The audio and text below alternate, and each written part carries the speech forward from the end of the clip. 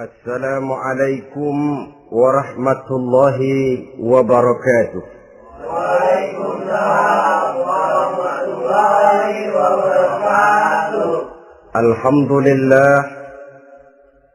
Alhamdulillahi anzala al-Qur'an hudan lin-nasi wa bayyinatin minal huda wal furqan. Wassalatu wassalamu ala asyrafil anam wa ala alihi wa ashabihil kiram, amma ba'du. Saudara-saudara kaum muslimin rahimakumullah, mana yang lebih banyak di zaman kita sekarang ini? Kita bisa analisa. Ada yang menerima Quran hanya dengan mulutnya saja. Kalau ditanya, Tuhanmu siapa? Allah. Kiblatmu mana? Ka'bah. Saudaramu siapa? Umat Islam. Kitab sucimu apa? Quran. Kamu bisa baca? Enggak. Ya, kalau cuma enggak bisa baca, barangkali kadang-kadang Quran saja pun tidak punya. Ini yang ironi, ini yang menyedihkan. Saudara-saudara kaum muslimin rahimakumullah, tanpa melaksanakan konsepsi Al-Quran di dalam kehidupan, maka kesenangan kita membacanya, pengertian kita tentang Al-Quran barangkali tidak akan bisa berbuat terlalu banyak di dalam kehidupan. Maka sekarang ini sudah ada terjemahan Quran dalam bahasa Indonesia, dalam bahasa daerah, dalam bahasa Inggris, Belanda, bahkan Jerman, yang masih harus terus dan selalu ditingkatkan terjemahan Quran di dalam kehidupan. Dengan kata lain, kita umat Islam menunggal dengan Quran kita. Jangan cuma jadi kebanggaan Islam tinggi, tidak ada yang lebih tinggi dari Islam. Quran kitab suci tidak ada yang bisa menandinginya. Qurannya, tapi umatnya kadang-kadang kita ini jauh panggang daripada api. Kita bersyukur musabaqah tilawatil Quran dihidupkan dengan biaya bermiliar rupiah. Sejak dari tingkat kelurahan, kecamatan, wali kota, provinsi, sampai kepada tingkat nasional, untuk menanamkan kegemaran membaca Quran. Setelah itu, hendaknya diadakan peningkatan dengan upaya memahaminya. Sehingga pada suatu saat, boleh kita adakan musabaqah pengamalan Quran.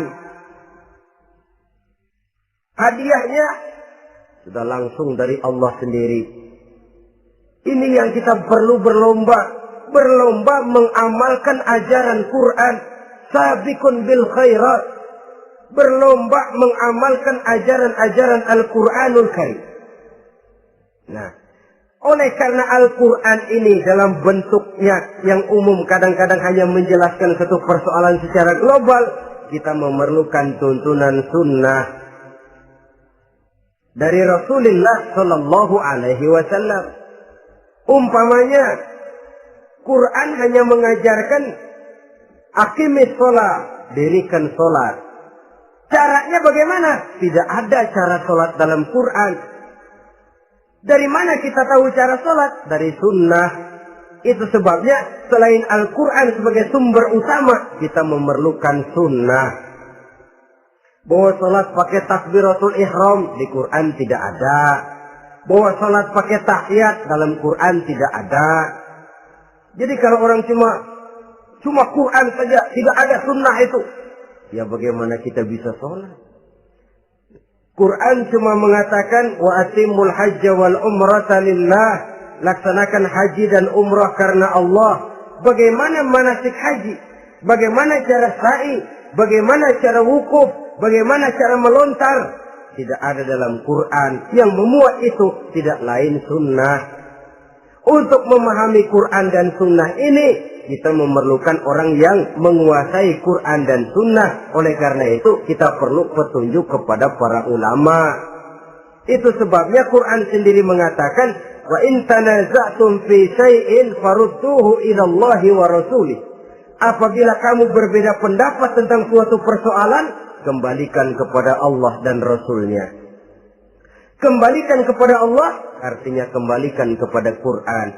Kembalikan kepada Rasul, maksudnya kembalikan kepada sunnah. Siapa yang mengerti Quran dan sunnah? Para ulama yang kualitas ilmunya kita yakini, loyalitas dan kredibilitas serta integritas keislamannya bisa menjadi panutan. Saudara-saudara kaum muslimin rahimakumullah. Dengan demikian, kalau orang berkata, langsung saja memahami Quran. Sekarang kan sudah banyak terjemahannya. Tidak usah lewat ulama-ulamaan. Saya tidak mencela, cuma agak mengkhawatirkan.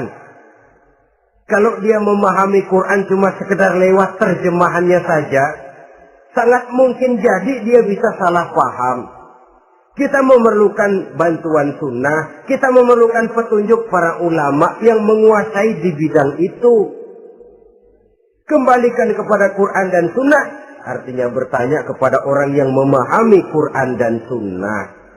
Nah, dengan begitu kan akan terjadi perbedaan pendapat. Perbedaan pendapat sesuatu yang halal sepanjang tidak menyebabkan kita berpecah belah. Halal berbeda pendapat. Asal diletakkan pada proporsinya. Apalagi kalau perbedaan pendapat itu cuma masalah teknis, bukan masalah prinsip. Kenapa tidak pulang saja kepada tuntunan Quran? Lana a'maluna walakum a'malukum. Kami akan mengamalkan amalan yang kami yakini benarnya. Saudara persilahkan mengamalkan amalan yang saudara yakini benarnya. Sama-sama punya alasan, sama-sama punya dalil. Tidak usah saling menyalahkan. Tidak usah saling mengklaim, merasa yang paling benar, orang lain salah semua. Kemukakan argumen, jangan sentimen. Harus dengan semangat mencari kebenaran, bukan untuk mencapai kemenangan. Kalau sentimen lebih penting dari argumen, kalau kemenangan lebih diutamakan dari mencari kebenaran, yang berlaku kadang-kadang gengsi. Kalau sudah gengsi, yang bicara emosi. Kalau sudah emosi, istilah kita di kampung ngambek. Gedean ilmunya sama ambeknya. Kadang-kadang, saya kalau nggak jadi imam nggak mau sembahyang di situ. Kalau nggak jadi imam, orang lain dianggapnya kagak sah sembahyangnya. Pokoknya kalau nggak ngaji sama saya, Islamnya kurang benar. Mengklaim. Perbedaan pendapat wajar, halal, asal tidak menyebabkan kita berpecah belah. Dan sewajarnya kita lebih berusaha mencari titik pertemuan, memperbesar persamaan, dan bukan mengutak-utik perbedaan. Kadang-kadang inilah penyakit kita nih. Satu kunut, satu tidak sembahyang subuhnya. Bisa RT. Satu usoli, satu tidak, bisa RW. Satu azan sekali Jumatan, satu dua kali, bikin masjid lagi. Kenapa bukan persamaannya yang dicari? Kenapa justru perbedaannya yang diperbesar? Yang masalah macam ini sampai kiamat tidak pernah selesai. Kan lebih baik kalau kita ditanya orang, Pak, sholat subuh itu pakai kunut apa tidak sih? Kalau saya pakai. Kalau yang tidak pakai kunut bagaimana Pak? Betul, kata yang tidak pakai. Jadi yang pakai kunut betul, betul karena saya pakai kunut. Yang tidak juga betul, betul kata yang tidak pakai. Kalau yang kunut betul, yang tidak kunut betul, lalu yang salah yang mana Pak? Yang salah yang subuh nggak sembahyang. Lebih objektif, proyek garapannya ada, umat tidak berpecah belah. Ini yang konyol, kadang-kadang khutbah Jumat pakai membongkar khilafiyah. Menghantam tahlil, menghantam kunut. Selesai sembahyang Jumat, apa yang terjadi? Umat resah, masyarakat gelisah, polemik timbul, masalah tidak terselesaikan. Orang jadi khotib itu raja dalam mimbar Jumat, siapa yang mau bantah dia? Kalau memang mau buka itu persoalan khilafiyah, buka dalam forum khusus. Adakan pengajian, jelaskan masalahnya secara luas, mendasar. Jangan mengklaim dan memponis. Berikan kebebasan kepada umat untuk menilai masalahnya selesai, yang tidak puas bisa bertanya.